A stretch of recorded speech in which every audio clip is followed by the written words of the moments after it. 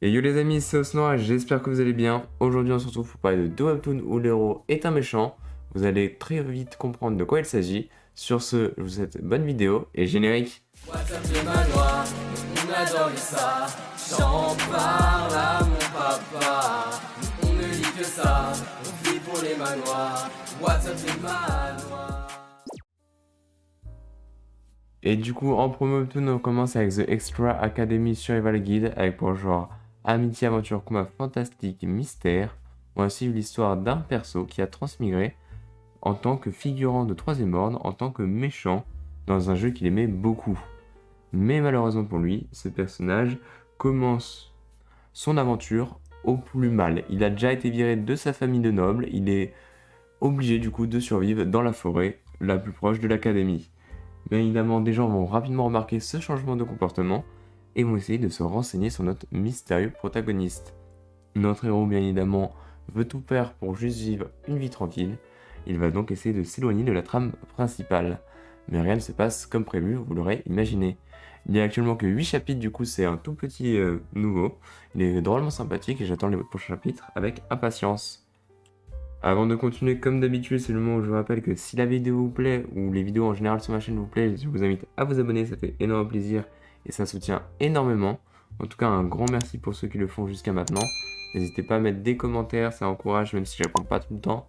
Je les lis et ça fait énormément plaisir.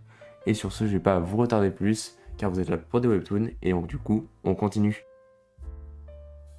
Et en deuxième webtoon, l'incarnation de la méchanceté absolue, non pas totalement non plus, mais vraiment cruelle en tout cas, on a How to Live a Villain, avec pour genre action adulte, aventure, fantasy, mystère, psychologie, surnaturelle et tragédie, ça en fait des genres. On va suivre l'histoire de Sung-hoon qui a été transporté mystérieusement dans un autre monde. Bien évidemment, il n'est pas seul, et il va se retrouver avec une mission tutorielle, s'échapper des monstres. Bien évidemment, notre héros a tout à fait conscience de ses capacités et va du coup lâchement tuer tous les gens qui se trouvent avec lui, c'est-à-dire 3. C'est pas beaucoup, mais c'est quand même du meurtre. Il va du coup se retrouver dans la ville de départ et il va du coup tout faire pour survivre le plus longtemps possible. Notre héros ne va pas hésiter à être littéralement méchant pour survivre, ça le permet de vivre plus longtemps. Du coup, ça change drôlement des œuvres que je lis habituellement et que la majorité des gens lisent, je pense, vu qu'on suit directement un méchant.